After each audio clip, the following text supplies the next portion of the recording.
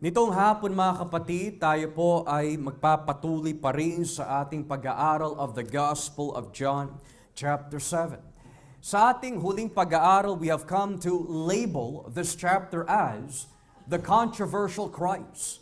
Nang ibig sabihin, kung merong pamagat na pwede po natin ibigay sa John chapter 7, it is the very title, ang controversial na Kristo, o ang Kristo na naghahatid ng kontrobersya.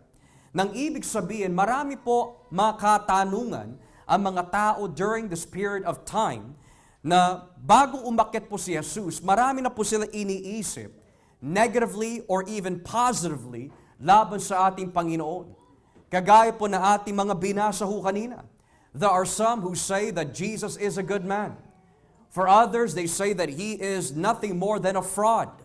He is a charlatan. Siya po ay isang manloloko. Niloloko lamang po niya ang mga tao. And there are some who say siya ang Kristo. Habang may mga iba naman na tumututol by saying that, pwede po ba na manggaling sa Galilea ang Kristo na binabanggit sa lumatipan? So marami ho mga controversies that are surrounding ang ating Panginoon. Pero as what we have come to learn last Sunday, natutunan po natin that may tatlong agenda ang mga tao. May agenda po ang mga puno ng Judea na nais po nila patayin ang ating Panginoon Jesucristo. May agenda din ang mga kapatid ni Kristo as they wanted Jesus to show off His miracle powers dahil hindi sila naniniwala kay Jesus. And then we have come to learn the last agenda, and that is the agenda ng ating Panginoong Jesucristo. And that is hindi siya sumusunod sa kagustuhan ng kanyang mga kapatid. And yan po ay naghahatid po sa atin ng magandang aral that sino po ba ang ating susundin? Ang ating pamilya, ang kagustuhan ng ating mga asawa, ang kagustuhan po ng ating mga matatalik ng kaibigan, or will we follow God Himself? Because at the end of the day, how you respond to Christ will determine if you will spend all of eternity in His presence of grace or in His presence of wrath. When you reject Christ, eternity with life in Christ ay mawawala ho sa atin. Nang ibig sabihin, you will not receive eternal life if you reject Jesus. But if you respond to Christ by grace that is given to us, sabi ng Biblia, hindi lamang patatawarin ng Diyos ang ating mga kasalanan, pero ibibigay ho sa atin ang isang kaligtasan na kailanmay hindi mawawala. Because that salvation is rooted in the faithfulness and the sovereignty of God. Kaya kailanmay hindi mawawala ang kaligtasan sa atin. Hindi dahil nakasalali ang kaligtasan sa atin, kundi nakasalali po ito sa ating Panginoon Jesucristo.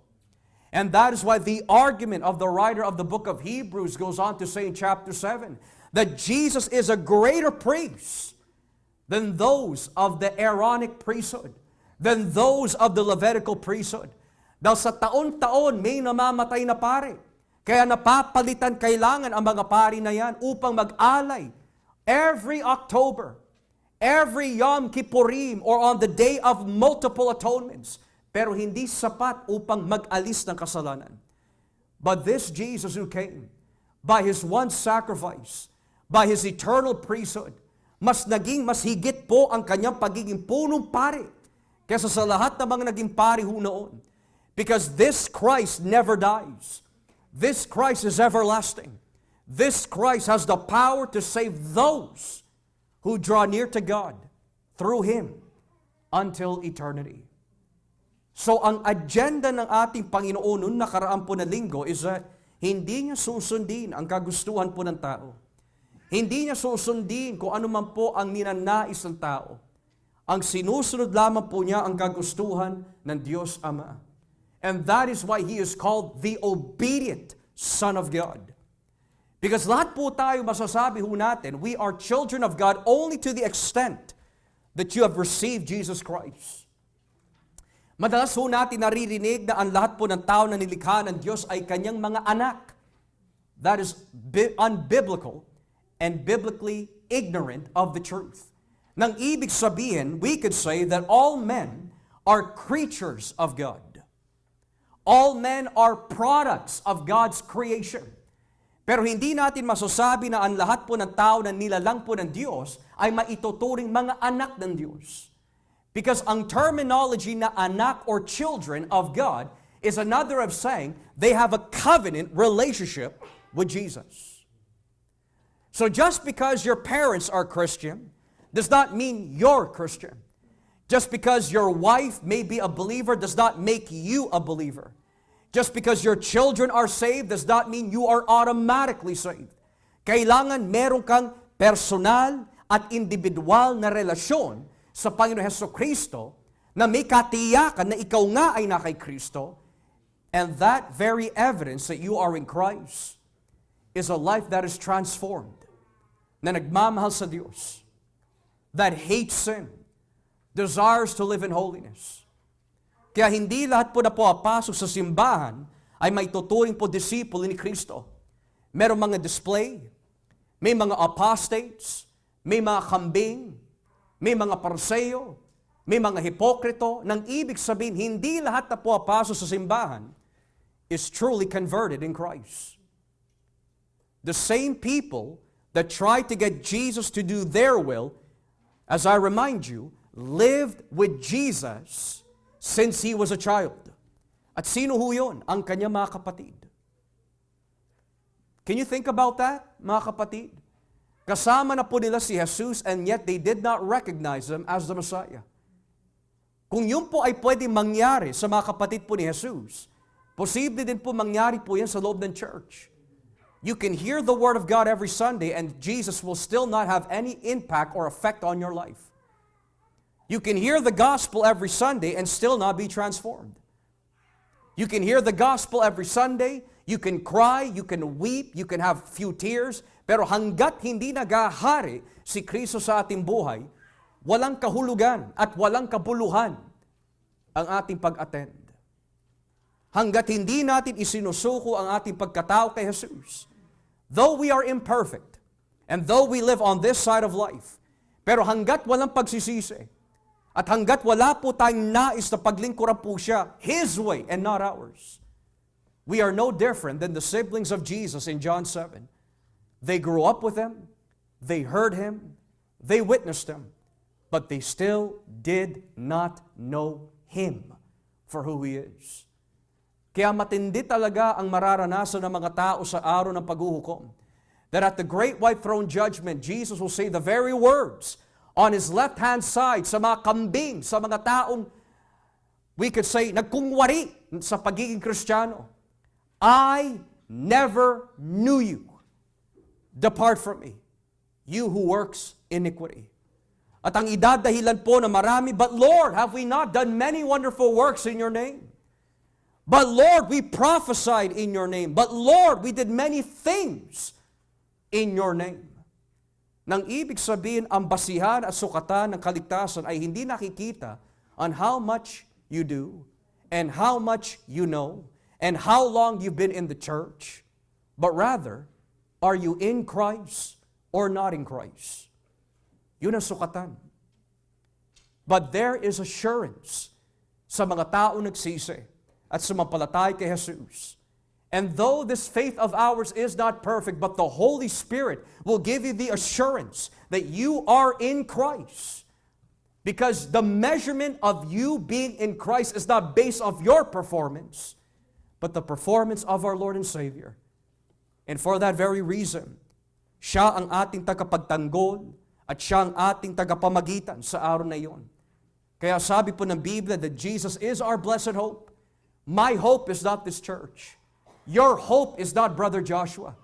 Your hope is not John MacArthur or Paul Washoe or D.A. Carson. Ang hope po ng bawat isa ay walang iba kundi si Jesus. Because on that day, kapag hindi ka binalutan ng katwiran ni Kristo, tayo ang pinakakawawang tao in the whole universe. So ngayon, when we get to verse 10 to 13 sa ating pag-aaral ngayon, you might ask the question, what is this section about? And it's quite interesting, mga kapatid, because last week, in verses 1 to 9, ito po ay binigyan po natin ng pamagat, ang tatlong agenda. Here, in verses 10 to 13, ang tatlong pananaw tungkol kay Kristo. If last week's sermon and study of verses 1 to 9 can be considered the three agendas, verses 10 to 13 is the three viewpoints about Jesus. Bakit tatlo? Well, yun ang ginusto ng banal na Espiritu when he was writing this through John. Pero notice how it says here, pagkaalis ng mga kapatid ni Hesus papunta sa pista, pumunta rin si Hesus pero palihim. However, after his brothers had left for the festival, he went also not publicly, but in secret. Now, for those who were not here last Sunday, maaari ho natin tanungin, anong pista ang tinutukoy po dito? What was this feast na binabanggit po ni John as he's recording John chapter 7? It is the feast na kung tawagin ang pista ng pagtatayo ng kubol. The Feast of Booths, o kung tawagin po minsan, the Feast of Tabernacles. And the Feast of Tabernacles, kagaya po na napag-usapan po natin noong nakaraan po na linggo, is that this was a feast that landed in the fall, tuwing September and October. It was a feast that kung saan ang mga Hudyo ay magtatayo po ng mga booths, gamit po ang mga leaves na matitibay, upang gumawa po sila ng isang shelter kung saan maninirahan po sila or they would dwell in that shelter for 1 week. And this involved lights. This involved water. At ang magiging attitude dapat tuwing pista ng pagtatayo po ng kubol is more of thanksgiving and celebration. Bakit po thanksgiving? At bakit po celebration?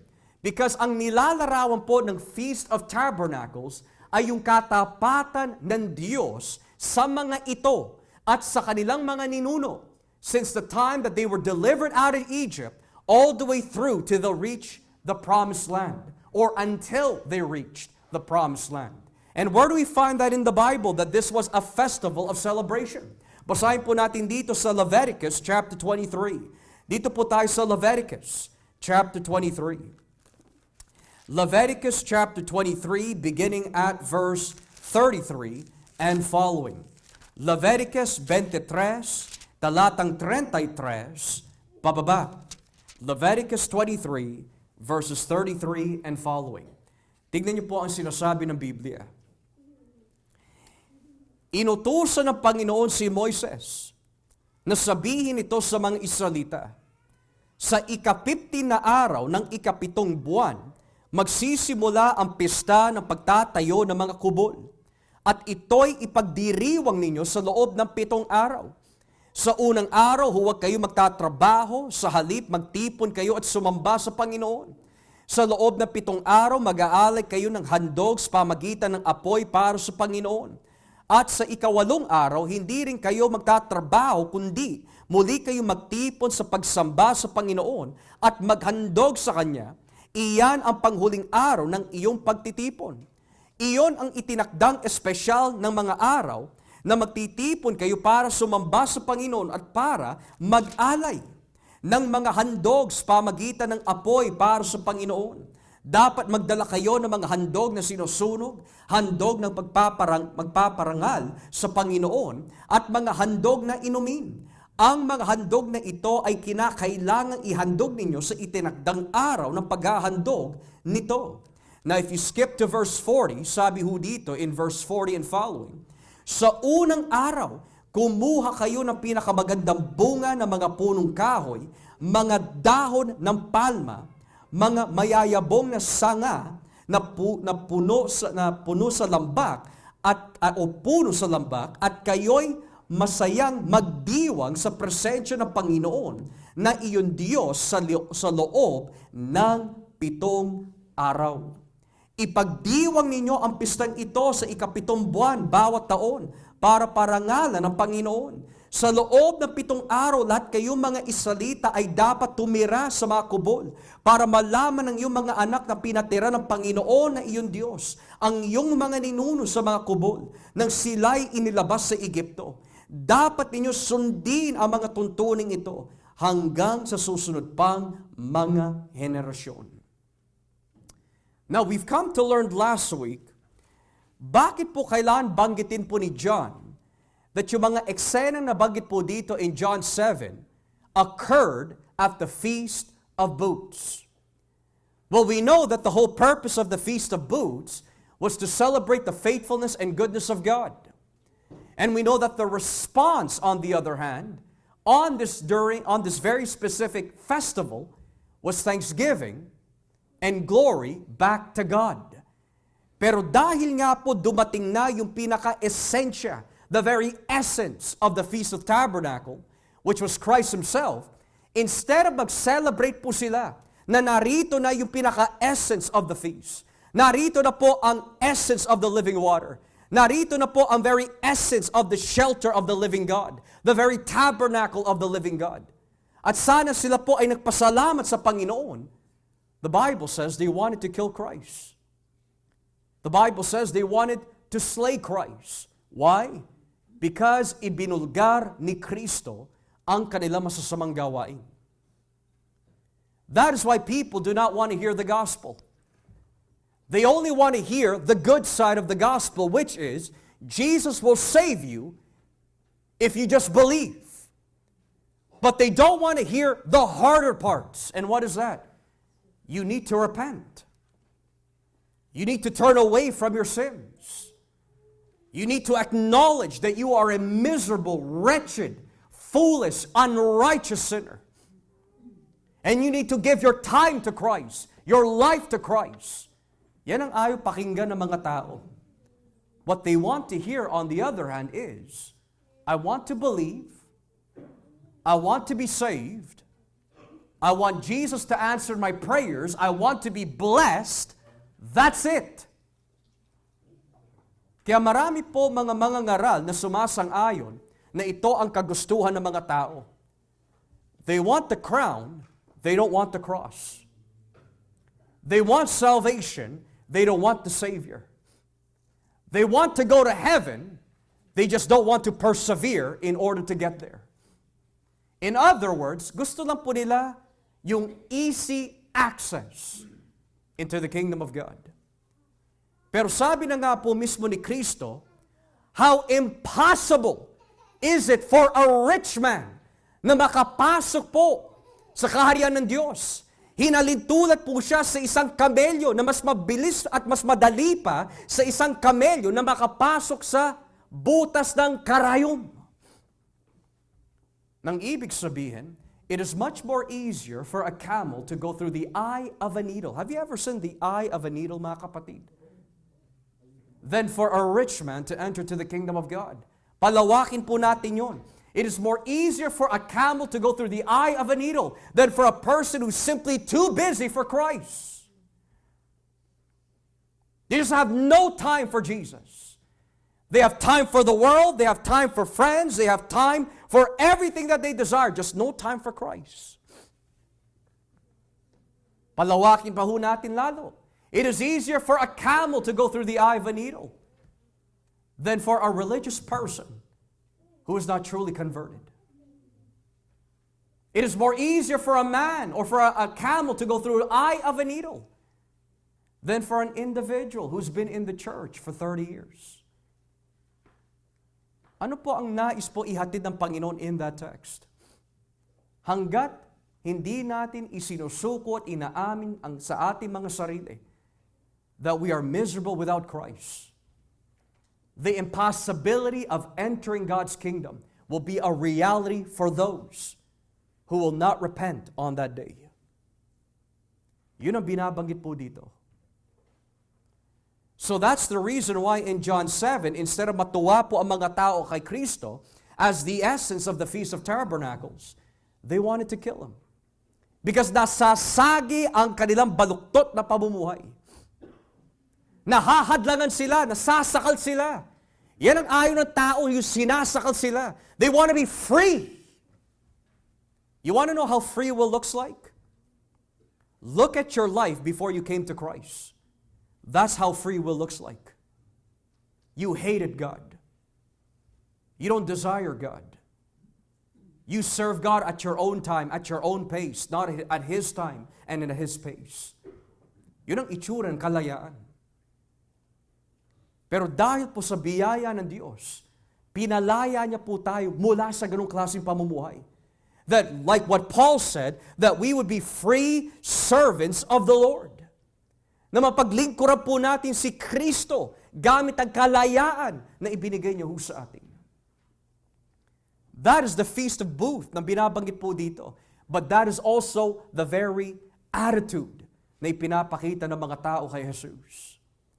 Moreover, nabanggit din po dito in John 7 verse 10, if you turn with me there again, sabi po dito, pagkaalis na mga kapatid ni Jesus, papunta sa pista, pumunta rin si Jesus pero palihim.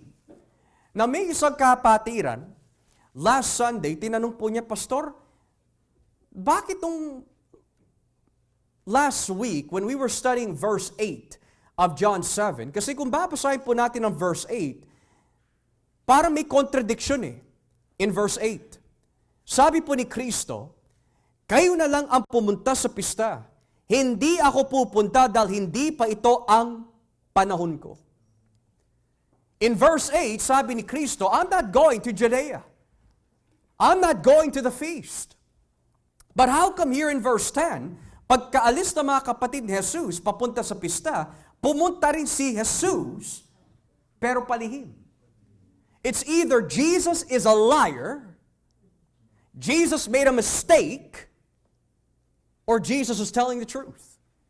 And of course, kung sumasa atin po ang banal na Espiritu, the obvious answer is, Jesus is telling the truth. But how do you reconcile these alleged contradictions? Sabi po kanina sa verse 8, I am not going. And then in verse 10, I am now going. Ano ba talaga? And the answer is both. Hindi po siya pumunta dahil hindi pa yon ang oras na ibinigay sa kanya ng Ama. But now that Jesus went to Judea, went to the Feast of Tabernacles, nangangahulugan, the Holy Spirit, God the Father, has revealed to Him, ito na ang tamang oras to go up to the feast. And how do we know that? Dahil walang ginagawa si Kristo, walang pinupuntahan si Kristo na hindi ipinakita sa Kanya ng Ama. And where do we find that? Turn with me in John chapter 5, beginning at verse 19. John chapter 5, beginning at verse 19. Tignan niyo po ang nakalagay dito mga kapatid. John chapter 5, beginning at verse 19. Sabi po na salita ng Diyos. Kaya sinabi ni Jesus sa kanila, sinasabi ko sa inyo ang totoo, ako na anak ng Diyos ay walang magagawa kung sa sarili ko lang. Kundi ginagawa ko lang ang makikita ko na ginagawa ng aking Ama. Kaya kung anong ginagawa ng Ama ay siya rin ginagawa ko bilang anak. Jesus gave them this answer. Very truly, I tell you, the Son can do nothing by Himself. He can only do what He sees the Father is doing. Because whatever the Father does, the Son also does. Now, perhaps there might be some cults that would say, you see, yan ay isang katibayan that God the Father is greater than Jesus. Jesus is a lower God to the Father, and the Holy Spirit is the lowest God out of the three. Mali. And the reason why they believe this is because, tignan mo, He is restricted sa kagustuhan ng Diyos. Kung siya ay Diyos, dapat walang pwede mag-restrict sa Kanya, pero He's always doing whatever He's told. You know why? Because He had a mission as the Son.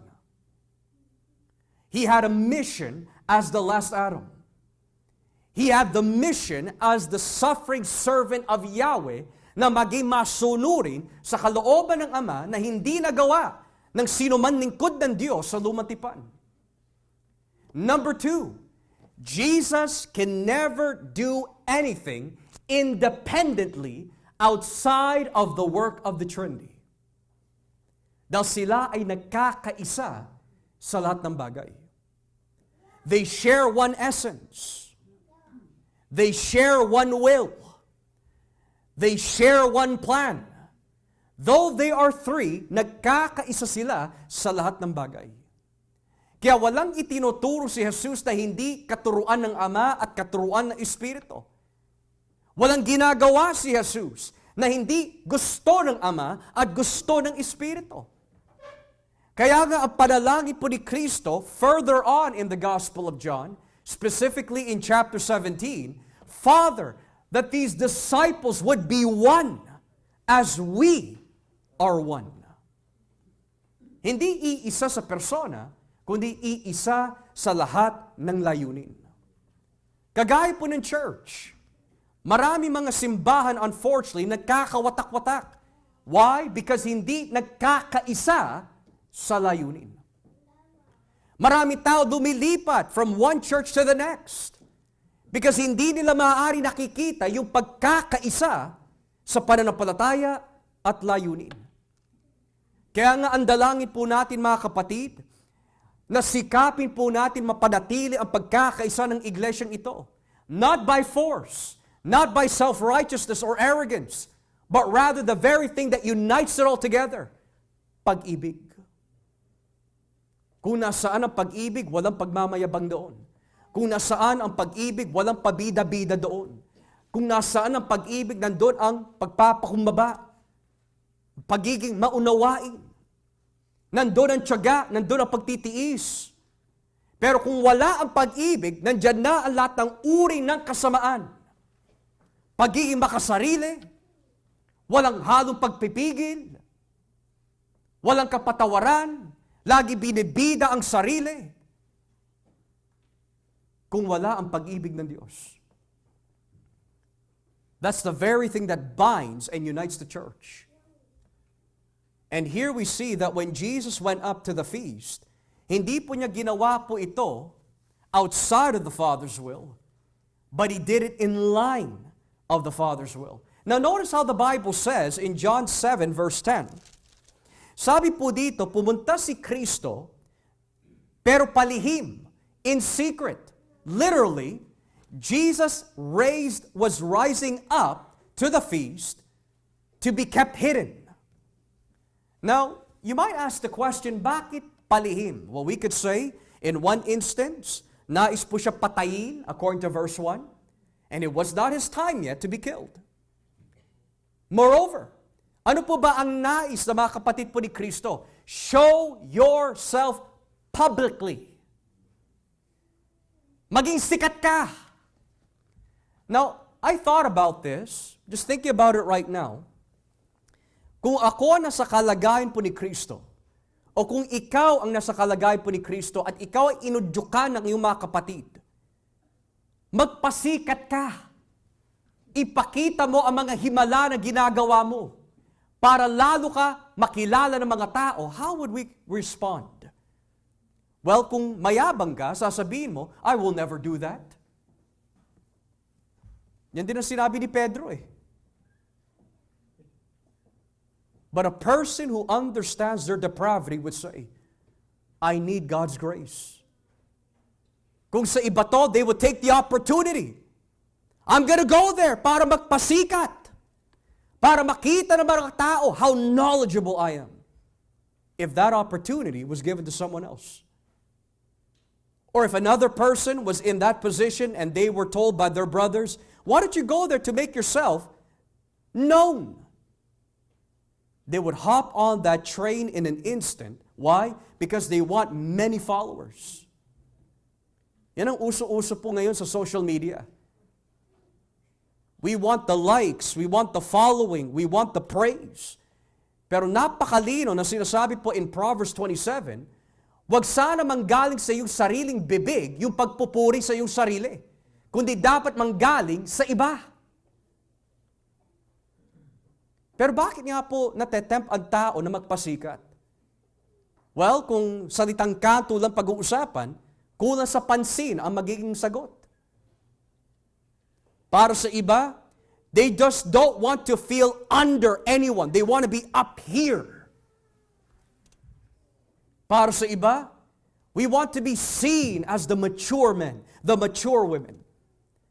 But if you are in Christ, filled by the Spirit of God, ang nais mo lang maibida sa buhay mo, regardless kung ano yung katatayuan mo o posisyon, ay walang iba kundi si Kristo.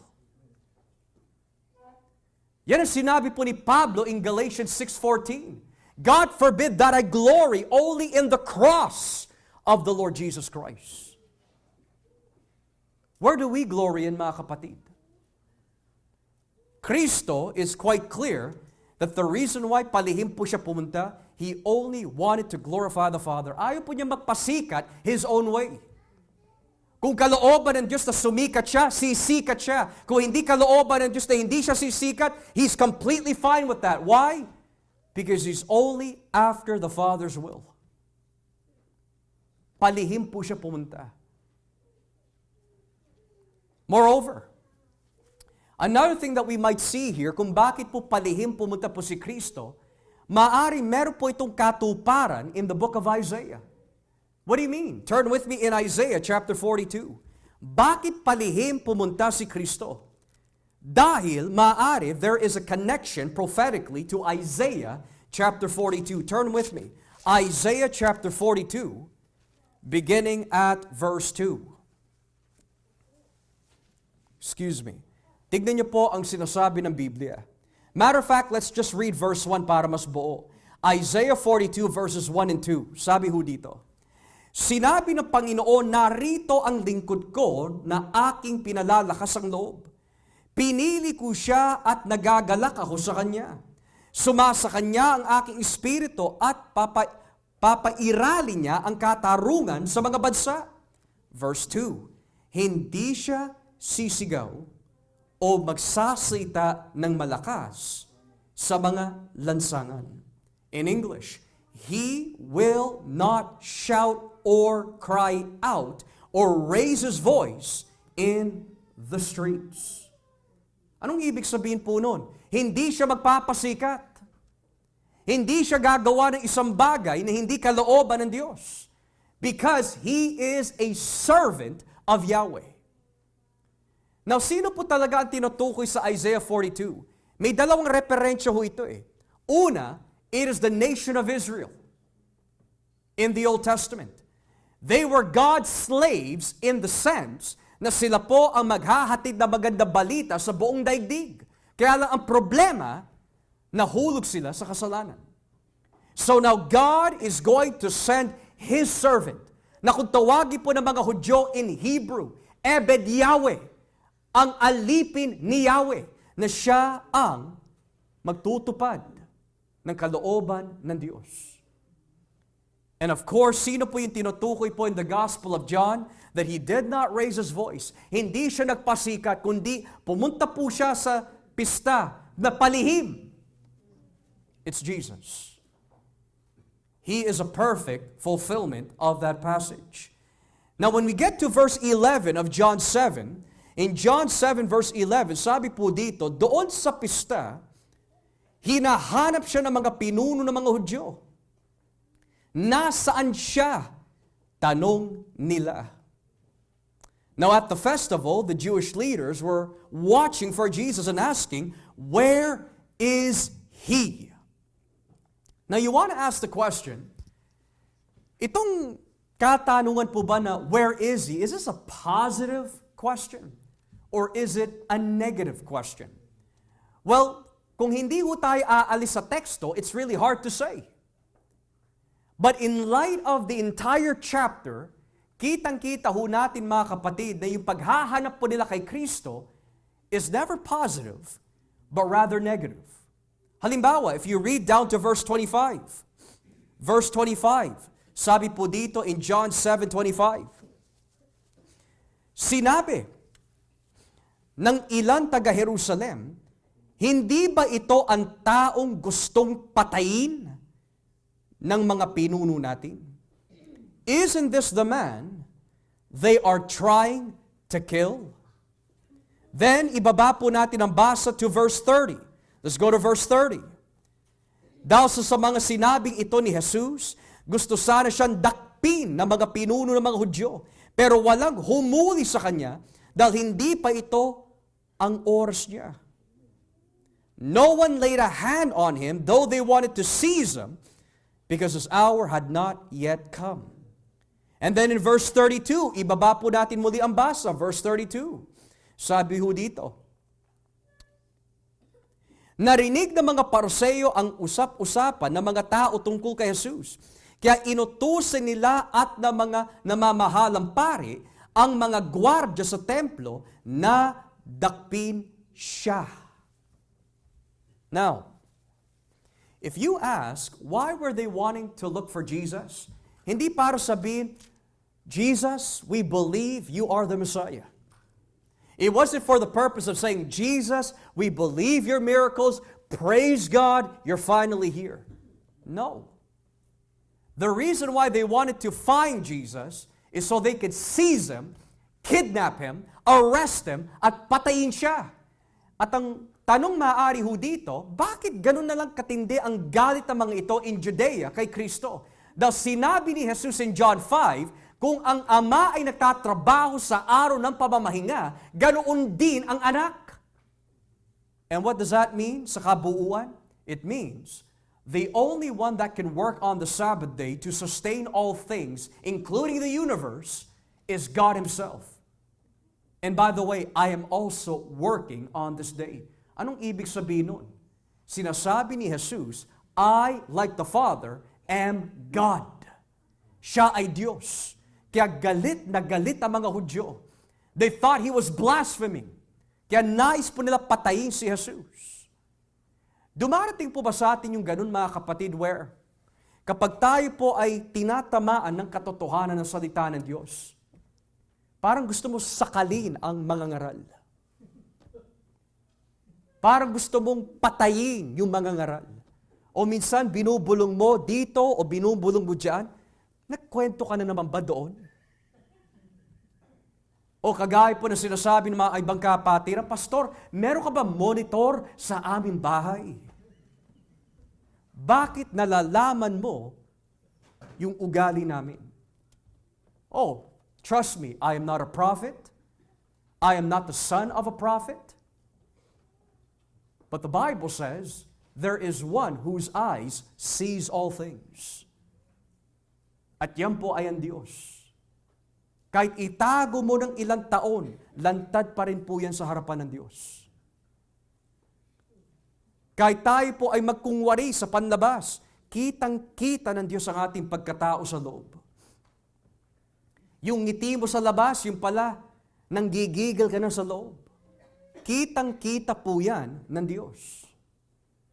Kaya kung may tao dapat, or rather not tao, kung may persona na dapat katakutan, hindi ang pastor eh. Hindi ang iglesia, kundi ang Diyos. Dahil siya ang may kapangyarihan na ihagis ang iyong kaluluwa sa impyerno. It is God that should be feared. Not men, not what people think, not your family, not the church, not anyone. It should be God. If demon spirits tremble in the presence of God, if angels tremble in the presence of God, then how much more should we by hearing His living word? So sabi ho dito, nais po nila patayin si Kristo, kaya po nila nais na hanapin kung nasaan po siya. Now when you get to verse 12, here is where the main text for our discussion is going to be revealed. Sabi ho dito, maraming bulong-bulungan ang mga tao tungkol kay Jesus. Among the crowds, there was a widespread grumbling. That's the literal. Grumbling about Him. So ano po yung mga ginagrumble po nila, maaari ho natin tanungin. Number one, may mga nagsasabi, mabuti siyang tao. He is a good man. You know, there's a lot of people, mga kapatid, that when you ask them, and they're not Christians, they will only view Jesus as a teacher, perhaps slightly a prophet, but He was definitely a good man. Hanggang dun lang. So in other words, sa ganung klaseng pananaw, Jesus is nothing more than a moralist. He teaches good things. He provides good morals. He's nothing more than a moralist. May mga napapakinggan po kami ng mga philosophers, sinasabi nila, if you just follow the teachings of Jesus, you will actually have great and good ethics. Because He was a beautiful ethical teacher. A good man. So may mga tao ho dito, in their viewpoint, Jesus is a good man. Now, ang tanong, bakit po nila itinuturing si Jesus as a good man? Well, kagaya nga po naman na pag-aaralan po natin, ng mga nakaraan po na pag-aaral in John, what did Jesus do in John 2? He turned the water into wine. What did Jesus do in John 5? Well, He healed a man who was lame. And what did He do in John chapter 6? He fed the many thousands of men. Jesus is really a good person. He helped the people who had no wine for a wedding. Such a good man. He helped the lame man get healed. Such a good man. And now He fed the poor. Such a good man. Hanggang dun lang. Now, totoo ang sinasabi ng Biblia, Jesus was in fact a good person. If not, He was the only good man alive. Pero may problema. Kung tatanggapin mo lang that Jesus is simply a good man, but He is not the Messiah. He is not God in the flesh. Mahuhulog at mahuhulog ka pa rin sa impyerno. Because viewing Jesus simply as a good man is not enough to be saved.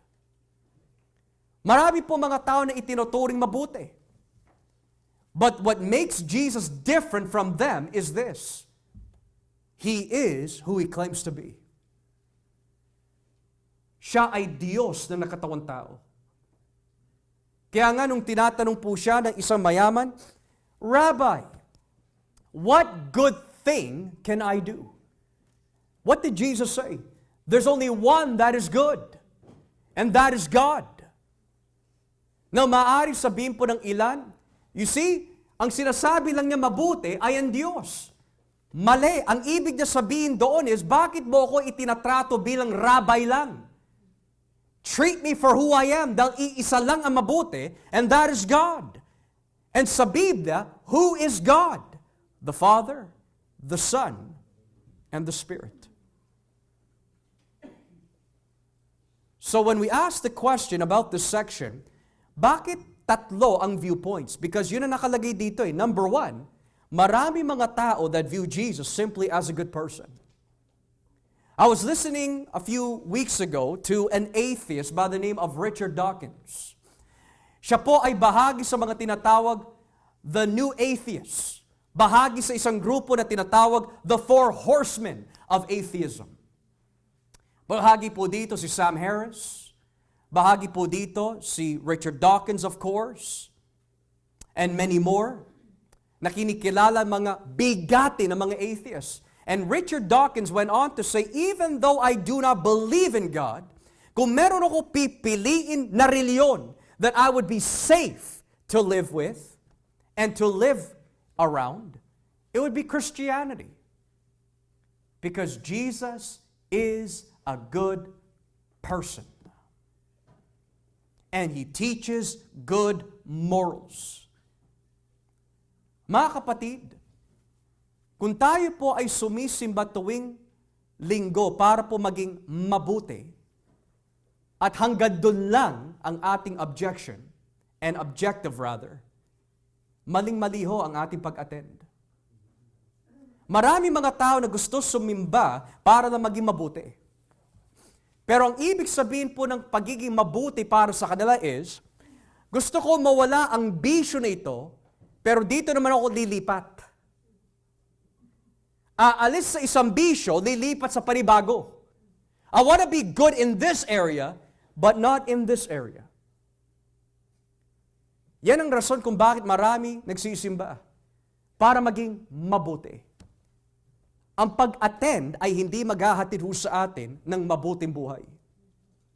Because it's not the building, it's not the people, it's Christ that you need para ituring ka ng Diyos mabuti. So what was the first view of the people? They said, he was a good man. The second thing that we see here is, sabi naman ng iba, this is the second view, hindi, niloloko lang niya ang mga tao.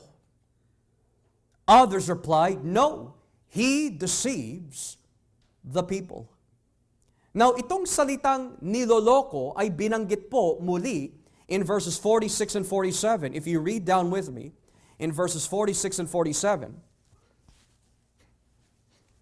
sabi ho dito, sumagot sila, ngayon lang po kami nakarinig na katulad niyang magsalita.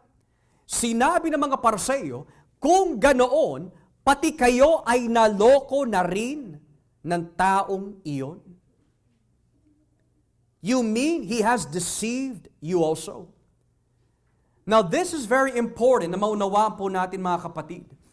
Because in the Gospel of John, Jesus makes profound statements. I am the bread of life. I am the living water. I am the way, the truth, and the life. I am the light of the world. I am the true vine. I am the good shepherd. Before Abraham was, I am. These are not light statements. It's either loko-loko itong Hesus ng Nazareth, may deprensya sa kanyang pag-iisip, or he really is who he claims to be. But he cannot be both. Hindi siya pa pwede maging mabuting tao lang, pero hindi siya Diyos. Hindi pa pwede he is a miracle worker, pero hindi po siya Diyos. Hindi pa pwede he is a prophet, but he's not God. It's either he is out of his mind, he is a fraud, isang sinungaling, or he really is who he claims to be. Because if he is a liar, let's just think about it hypothetically and theoretically. What if Jesus was a liar? Ano kaya ang epekto po nun sa atin? Wala ni isa sa atin ay pinatawad ng Diyos. Wala ni isa sa atin ay papasok sa kanyang kaharian. Wala ni isa ho sa atin ay born again. Ang lahat ng ginagawa ho natin, lahat ng inaawit natin, lahat ng pag-aaral natin, kalokohan lahat yan if Jesus is a liar. Oh, it is significant. If Jesus is a liar, there's no resurrection for the dead. If Jesus is a liar, the lake of fire is my destiny, it's your destiny. If Jesus is a liar, hindi tayo itinuturing ng Diyos matuwid. Justification by faith, garbage. Sola Scriptura, garbage. Sola fide, garbage. Sola Deo Gloria, garbage if Jesus is a liar. Kaya nga sabi ni Kristo sa John 8:24, kung hindi kayo maniniwala that I am He, you will die in your sins. This is the reason why Titus went on to say, let man be a liar and God only be true. Let God alone be true. Paul also cites that in Romans.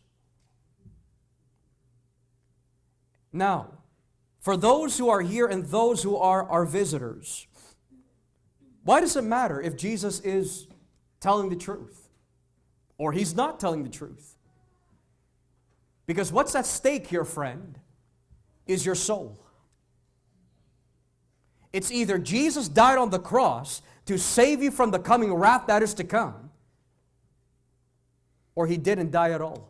Yan ang ginigit ng mga Muslim. Kung babasahin niyo po ang kanilang Quran, sabi ho doon, hindi talaga namatay si Kristo. At ang tawag po nila kay Jesus in Arabic, Isa. Isa didn't die. That's significant. There is a movement among atheists called Jesus mythicism. At ano po ang ibig sabihin ng Jesus mythicism? There's no historical record, evidence whatsoever that Jesus ever existed. That is perhaps the most dumbest comment ever. And I say that very lightly and politely, in a very understated way. Dahil marami mga hindi mananampalataya who are biographers of history. Tacitus, Pliny, Josephus, na nagpapatunay that Jesus was in fact a man of Galilee, a man of Nazareth na tinatawag na Kristo na ipinako sa krus. So if history says Jesus existed, if history says that Jesus was crucified, kung sinasabi ng kasaysayan, meron talagang Hesus that had a many following. And yet, sinasabi din po dito na kung hindi tayo maniniwala sa Kanya, mapapahamak ang ating kaluluwa. Oh, it is very significant if Jesus is a liar or if He's a true teller. Ano naman po hamon po no sa mga Kristiyano? Well, do you not see, mga kapatid, that your obedience to Christ ay nakasalalay if you really believe this book or not? Did you know that? When the Bible says, forgive one another, at naturingan po tayo Kristiyano, but we don't want to forgive, do you really believe the Bible? Or sinasabi po ng Biblia, magpakumbaba ka palagi, always live humble in the sight of God because God will bring down the prideful man, pero lagi mataas ang ating ego, ang ere natin. Do you really believe the Bible? Or for others, sinasabi ng Biblia, forbear with one another. Pero ayaw mo mag-forbear. Puna tayo ng puna ng kahinaan ng bawat isa. Do you really believe the Bible? Or for others, wag natin pababayaan ang pagtitipon. May oras ka, ayaw mo lang gamitin doon. May oras ka dito, may oras ka dyan, pero ayaw mo ipagamit ang oras mo dito sa gawain ng Diyos. Do you really believe the Bible? Or for others, sabi ng Biblia, ang lahat ng mga nabuksan ay inilagay ng Panginoon sa kanyang simbahan. Ibig sabihin, they committed to the church. Pero ayaw mo mag-commit sa church.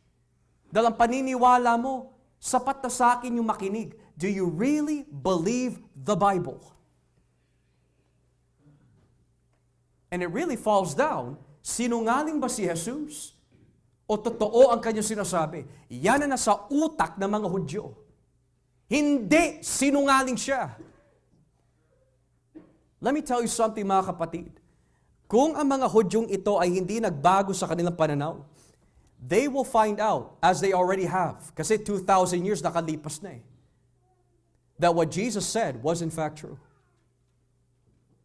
Lahat ng mga senturyon na tumatawa kay Jesus habang dinuduraan nila ang Panginoon, sinasapak nila ang Panginoon, pinagtatawanan po nila ang Panginoon, oh, they will see that Jesus is in fact the truth on that day. So it's either siya po ay sinungaling or is really telling the truth. How you respond to this Bible will determine kung sinungaling si Jesus o totoo siya. It's not about just believing the Bible, it's ano po ba ang nilalaman ng Biblia? The words of Christ. And if you don't believe the words of Christ, ginagawa natin sinungaling ng Diyos. Dahil ang sabi ng Biblia, ang sino man nagsasabi, wala akong kasalanan, you make God a liar. So which is it? That's the viewpoint of these people. He's either a liar or he's telling the truth. But in their case, niloloko lang niya ang mga tao. The last thing that we see is found in verse 13. Tignan niyo ha. Sabi naman ng iba, hindi, niloloko lang niya ang mga tao, pero walang nagsasalita. Tungkol sa kanya ng hayagan dahil sa takot sa mga pinuno ng mga Hudyo. But no one would say anything publicly about him for the fear of the Jews or of the leaders.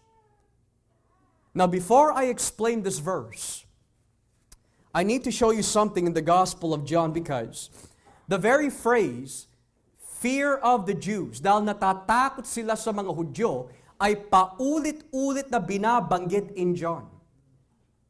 This frequently occurs in the Gospel of John. Halimbawa, John chapter 9, kung ating po babasahin.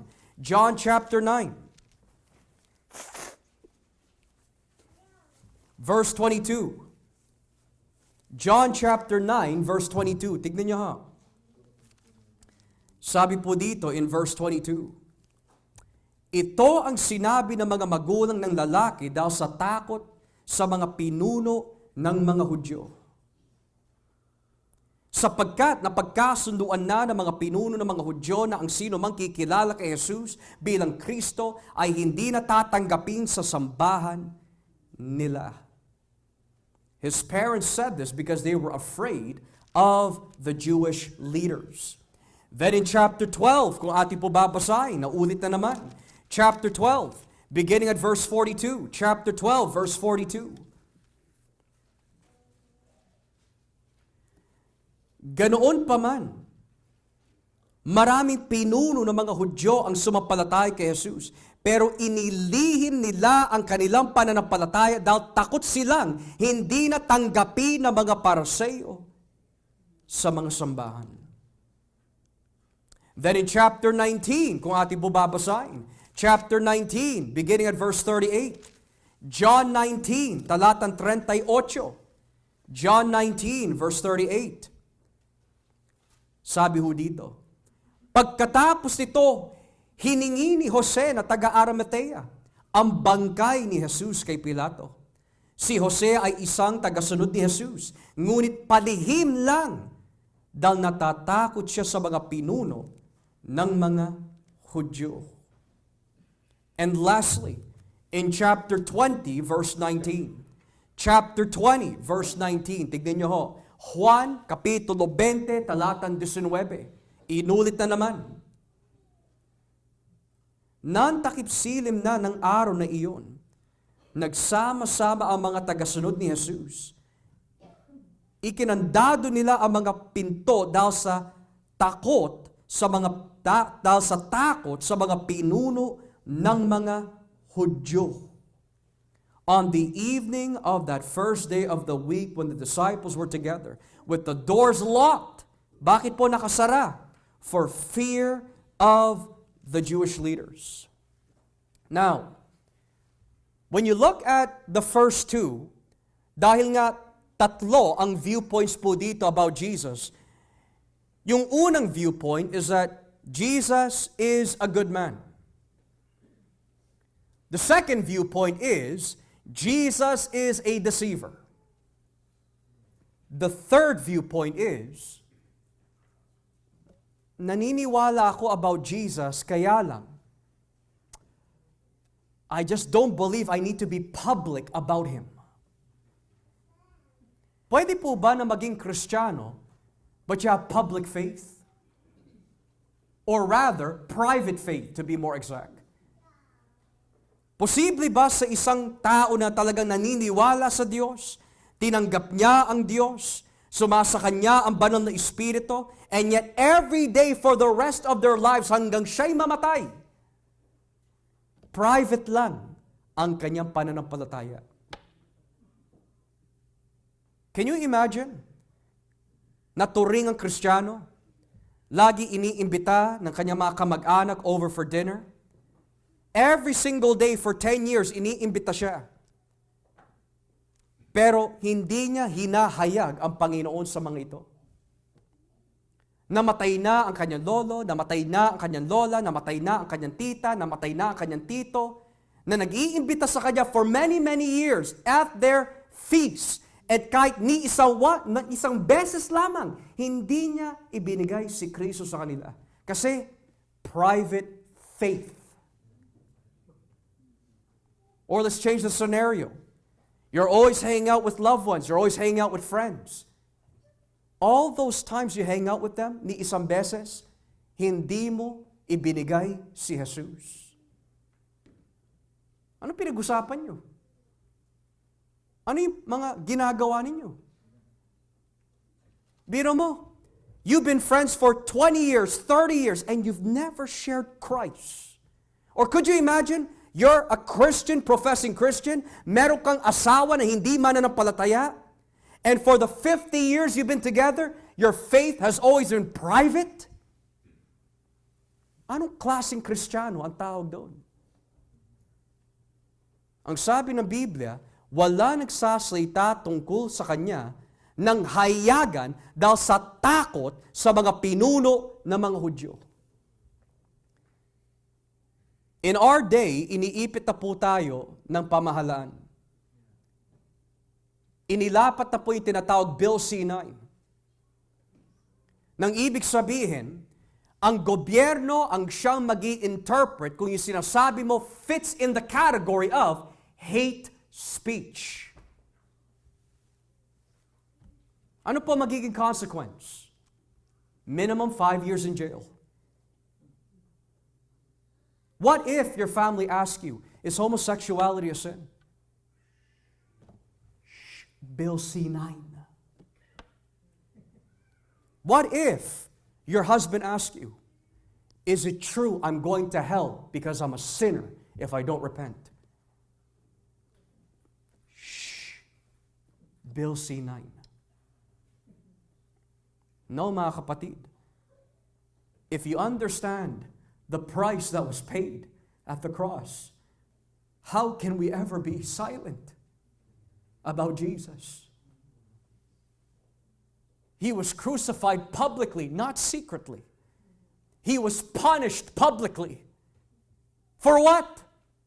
Para lang you can be in private and say, I don't know.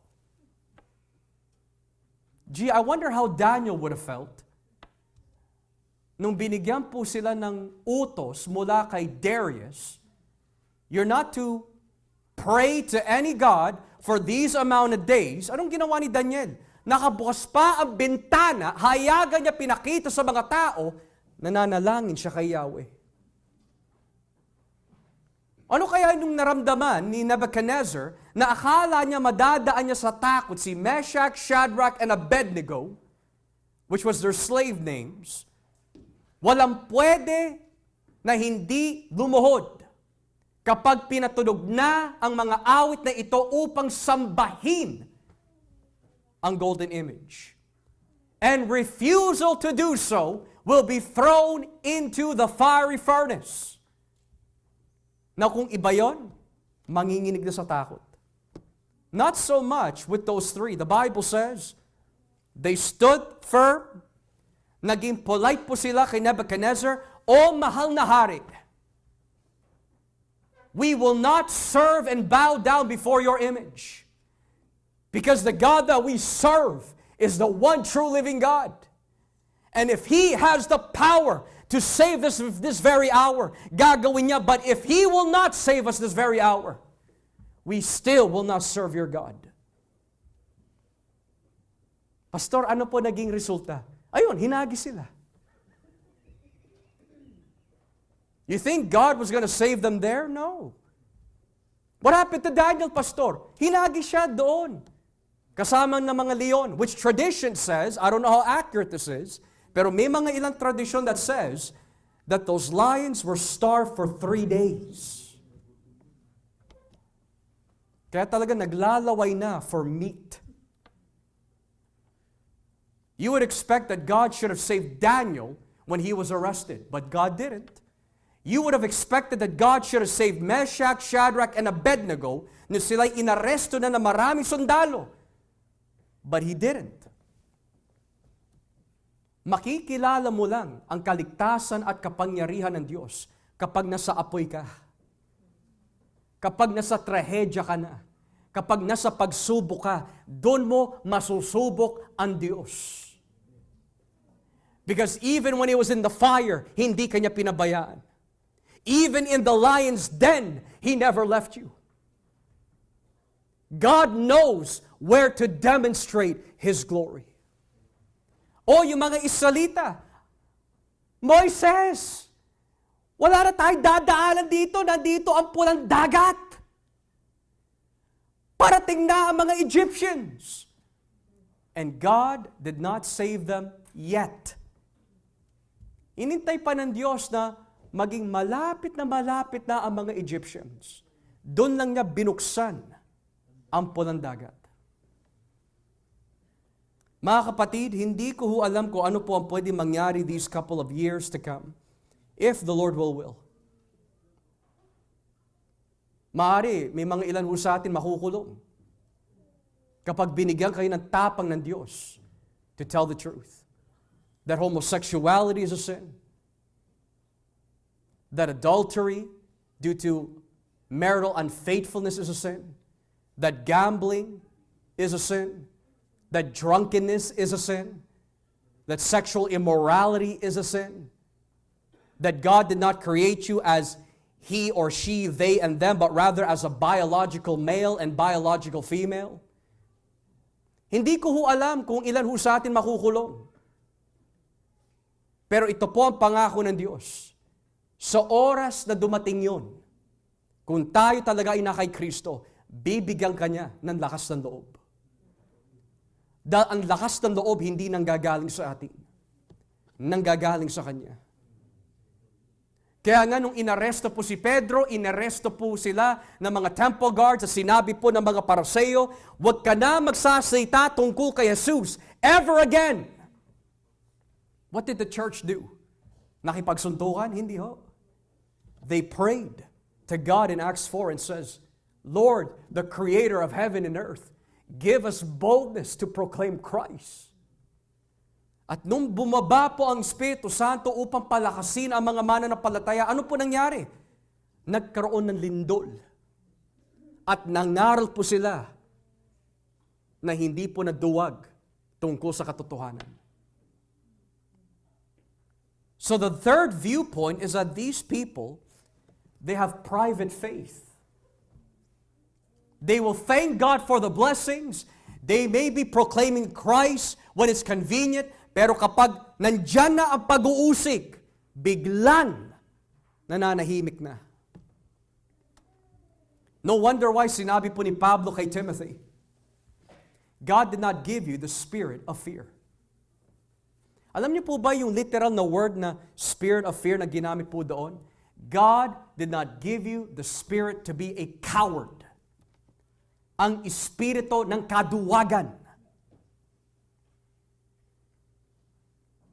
Duwag ako, mga kapatid. Kapag nandyan na ang pag-uusig, duwag talaga ako. Pero for some reason, nagagawa ho natin na sabihin ang katotohanan dahil may lakas na hindi mo naintindihan na bigla na lang binibigay sa'yo. Tandang-tanda ko ho noon, binigyan po tayo ng Panginoon na pribileyo na mangaral sa isang funeral service. Sinabi na ho sa akin, nung isang magulang, that yung anak po niya na nakaupo doon sa harapan is a homosexual. Nanginginig na ako eh. Kasi alam ko, mananagot ako sa Panginoon kung di ko sasabihin ang katotohanan eh.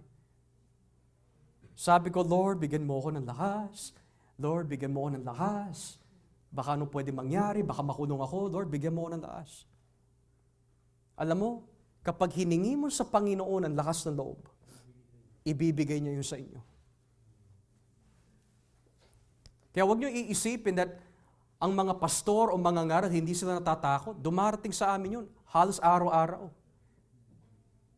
Dahil nasa laman tayo eh. But the Bible says the spirit of boldness comes from the Spirit of God.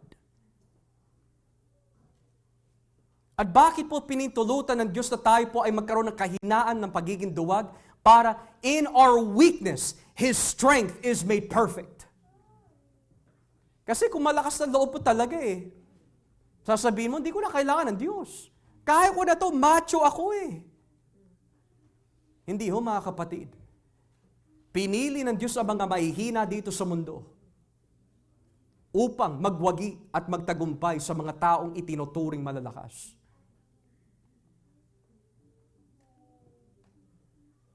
Now, as we conclude,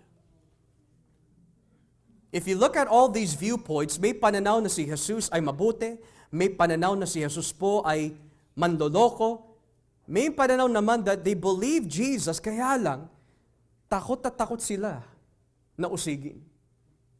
And in their viewpoint, Jesus is simply not enough for me to be public. What do they all have in common? Ang tatlong pananaw na ito ay hindi sapat para maligtas. They're all not enough to be saved. If you view Jesus as a good person, at hanggang dun lang, that's not enough. If you believe that Jesus is a fraud, sigurado you're not saved. If you believe that you can keep your faith private for the rest of your life, sabi ng Biblia, if you confess me before men, I will confess you before my Father. Pero kung ako ay ikakahiya mo sa mga tao, ikakahiya rin kita sa araw na yun. At yun ang nakakatakot sa lahat. Yun, humarap tayo sa Panginoon at sabihin ng Ama, hindi kita kilala, ikinakahiya kita. That's a very scary thought. In short, these three views further support yung itinuro na ating Panginoon in John 6. No man can come to me unless the Father draws him. Kapag inilapit ka ng Ama kay Kristo, you will never say, mabuting tao ka lang. Kapag inilapit ka ng Ama kay Kristo, hindi ka mauuwi sa konklusyon, manloloko ka, Hesus. At kapag ikaw ay inilapit ng Ama kay Hesus, hindi ka mananatili sa pagiging duwag. Dahil si Pedro, in the first phases of his Christianity, naduwag talaga siya.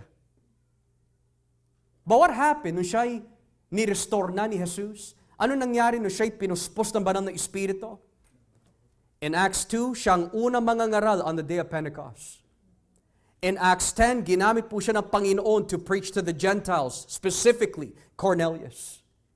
And according to tradition, dahil sa tapang po niya for Christ, he was crucified upside down. Bakit po? Dahil ayaw na po niya maulit pa na ipahiya po niya ang kanyang Panginoon.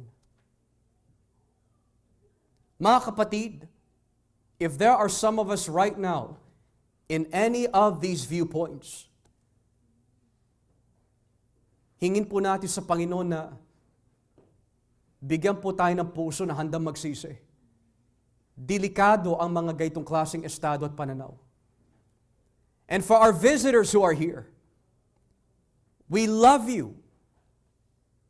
We are so happy and blessed to see your faces. Pero kung hindi ka rin maglilingkod sa Panginoon, and you're not going to surrender your life and you will not repent of your sins, you will go to hell.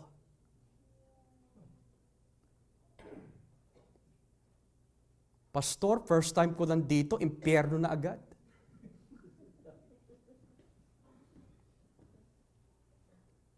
We say this because we love you. Your soul is eternal. We don't need your money. We don't need your attendance. We want your souls to be saved.